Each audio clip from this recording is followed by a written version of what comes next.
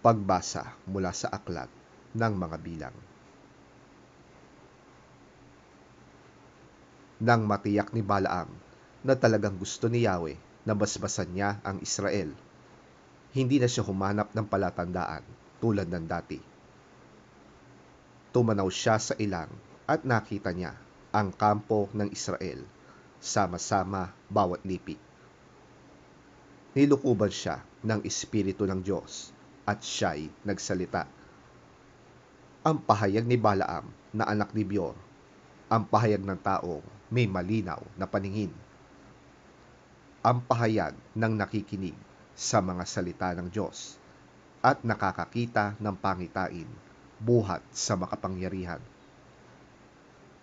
Kahit nabulagta sa lupa, ngunit nanatiling malinaw ang paningin. Anong ganda, O Jacob, ng iyong mga tolda, kay Inam, o Israel, ng iyong mga tirahan. Wari, napakalawak na libis, parang hardin sa tabi ng batis. Wari, punong kahoy na mabango, itinanim ni Yahweh, matataas na punong sidar sa tabi ng mga bukal. Ang tubig ay aapaw sa lahat niyang sisidlan. Kapangyarihan niya'y madarama sa lahat ng lugar. Ang hari niya ay magiging mas malakas kaysa kay Agag, at ang kanyang kaharian ay magiging napakalawak.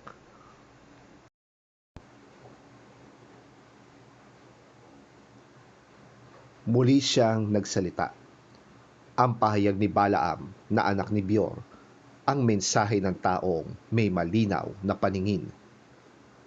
Ang pahayag ng isang taong nakikinig sa salita ng Diyos, nang nakakaalam ng kalooban ng kataas-taasang Diyos, nang nakakakita ng pangitain buhat sa makapangyarihan.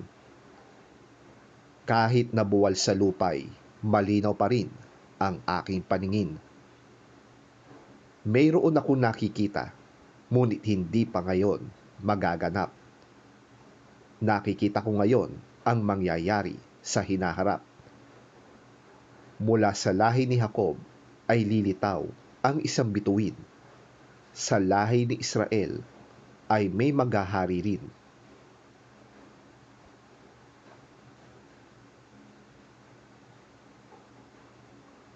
Ang salita ng Diyos.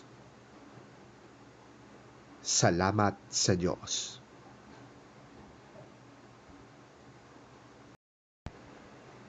Ang mabuting balita ng Panginoon ayon kay San Mateo. Papuri sa iyo, Panginoon. Pumasok si Jesus sa templo. Habang siya'y nagtuturo doon, lumapit sa kanya ang mga punong pari at ang mga pinuno ng bayan, at siya'y tinanong, "Anong karapatan mong gumawa ng mga bagay na ito? Sino ang nagbigay sa iyo ng karapatang gumawa nito?" Sumagot si Jesus, "Tatanungin ko rin kayo. Kapag sinagot ninyo ang tanong ko, saka ko sasabihin sa inyo kung ano ang karapatan kong gumawa ng mga bagay na ito. Kanino nagmula ang karapatan ni Juan upang magbautismo? Sa Diyos ba o sa tao?"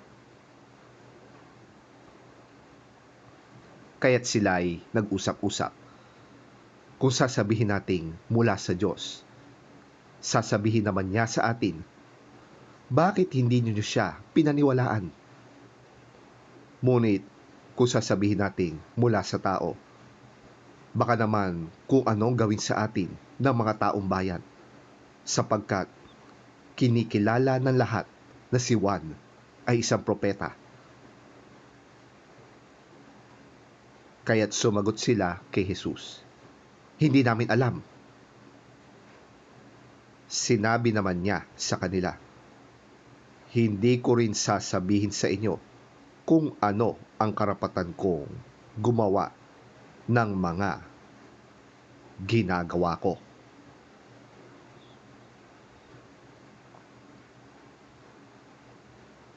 ang mabuting balita ng ating Panginoon.